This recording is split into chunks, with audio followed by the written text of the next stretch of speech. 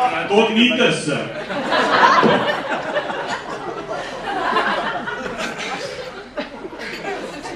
Ladies and gentlemen, I would like to say congratulations to Paul and Lynsey on tying the knot.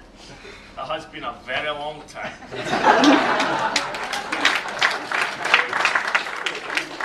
Could I also say how beautiful the bridesmaids Sarah and Stacey were? And how great the flower girls, sorry. The flower girls done.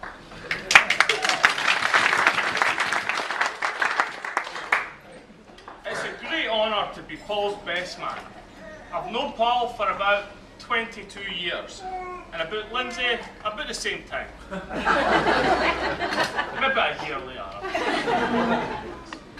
Paul was one of the first friends I ever met back in Juniper Green in primary 3. The teacher told Paul, he showed me around the school and said to me, just take him to the school, eh? He showed me who was cool and who was not.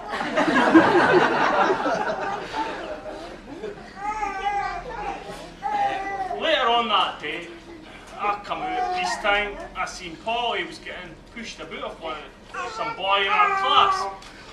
No names will be mentioned, but he is at table 5.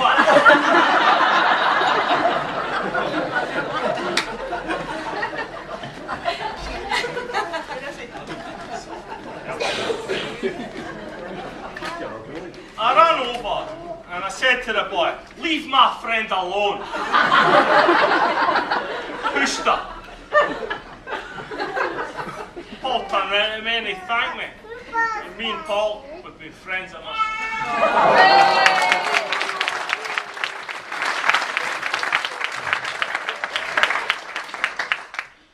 Back in the day, I was a champion swimmer. And 5 silvers and 10 golds. Oh, you're not your But Paul, hey, they're for the honeymoon. But Paul was a champion footballer. And I always envied his footballing ability. And I'm sure that he envied the fact that I could swim.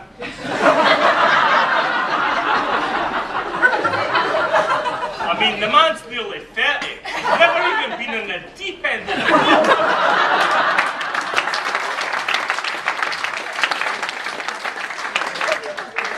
He's the only guy I ken that takes his armbands on holiday. And he always has his life jacket on when he's on a boat.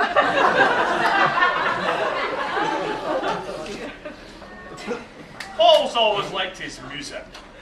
With the likes of Guns N' Roses, Oasis, and Ocean Colour Scene. And along with many other bands. We've been to a few gigs together, me and Paul, and we always used to like to go to an Oasis gig. And Paul thought it would be a good idea to buy a guitar and to learn how to play Oasis songs. But the guitar has just stayed as an ornament in his house. He's never been out of the case. And he's as good a musician as he is at swimming. Absolutely hopeless. Me, on the other hand, I love to sing. And there was a karaoke a few years ago, and me, Lynsey and Paul, and all the pals, we were all at it. And I was up and I was singing Dire Straits classic, The Walk of Life. Absolute belter of a song. And I had the place absolutely rocking. And I mean rocking, like everyone was up dancing, singing, cartwheels over chairs. But on returning to my seat, I come back down, and Lynsey was sitting there and she said to me, she said, Scott, that was fantastic. She said, Scott, I never knew you could sing. I says, Lynsey, I'm flat. but I was that flattered, Lynsey. I'm offering to sing for you tonight.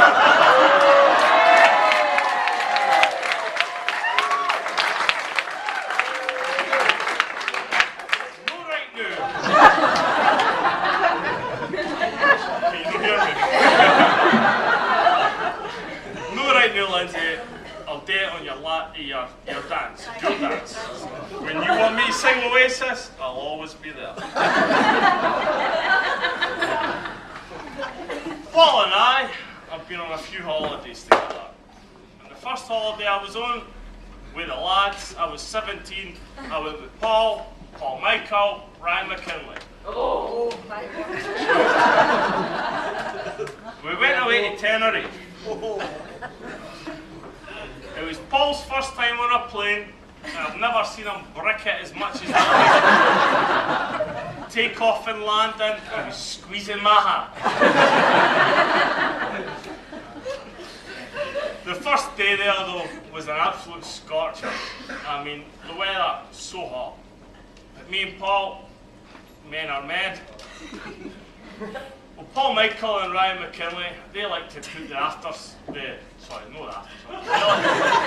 like to put the sun cream on each other's back. But me and Paul, we were too manly to do that, you know? Didn't want to do that. So, that first day, me and Paul went out in the sun, got burnt to a crisp. We thought it would be a good idea if we'd done it ourselves, but we could only quite get the show done. Couldn't quite do that. Well, for the rest of that week, me and Paul were in the room, rubbing sun cream after suns. Thanks, Sarah, for the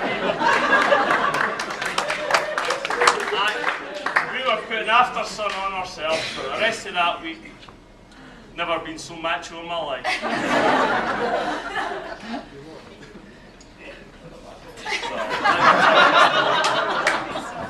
Somebody's had too much to drink.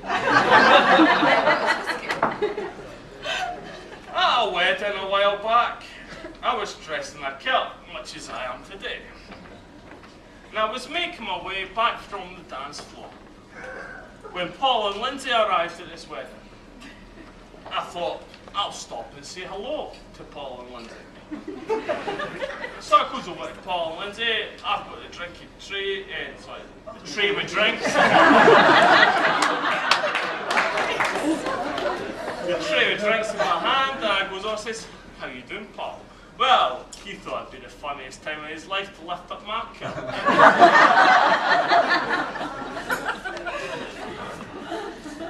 Well, as my hands were full at the time, there was not a lot I could do. And I've never been so humiliated in my life. When Paul whipped up the kilt in front of my parents, who were also at that wedding, and the wee man was on show in front of everyone. I mean, he wasn't too kind on me that night.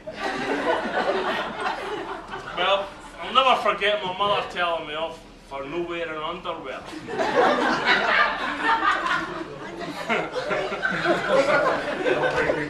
And for letting him do it. I mean, as if I could have let him do it when my hands were here. You know. When we went on Paul's stag do to Amsterdam, he was expecting us to do something to it. And I've never seen Paul so paranoid in all his life. I mean, he was expecting us to really do something to him. Really do something. But I know Paul can't swim, so I wasn't putting him in a canal. No chance. But there was a few ideas floating around. And one of the suggestions was that Paul would be handcuffed to a transvestite and put in what is known as a dark room. I don't know, I've never been there, I wouldn't care. Well, Paul wouldn't believe that we weren't going to do this to him. I mean, I said to him, Paul, we're not going to do this. You're all right. It's fine. It's all cool. But he wouldn't have it. He just wasn't hearing of it. He really believed he was getting something done to him, like.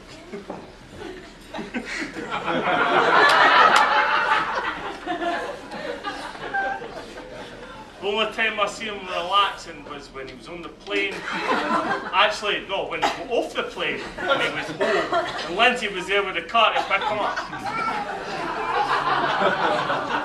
I mean, but Paul, because of your paranoia, right? I've arranged, right, for a wee midget to be smuggled into your luggage. And see when you come out of the customs and hey, hey, hey! I'd love to see your face then. Sorry, bear with me 2 seconds. Just lost my place again. I would like to round off by giving you, Paul, the same advice I got when I left home. My father, obviously. Who else? It would have been Mark, he said to me, never go to bed on an argument, Scott. He said, because if you do, you're going to be the one on the sofa.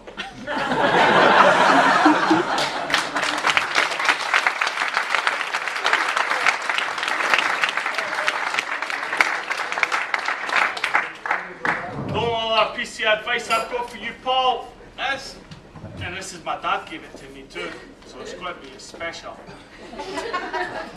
Never eat yellows.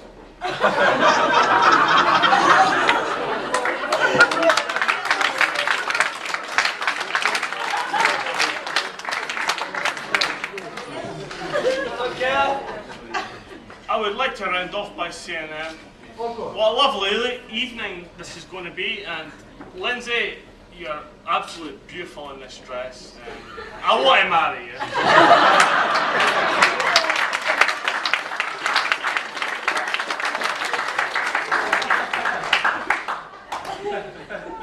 But to Paul and Lynsey, I've got to say, have a great life together. And hopefully, we're going to get a mini Bruni Greenie soon.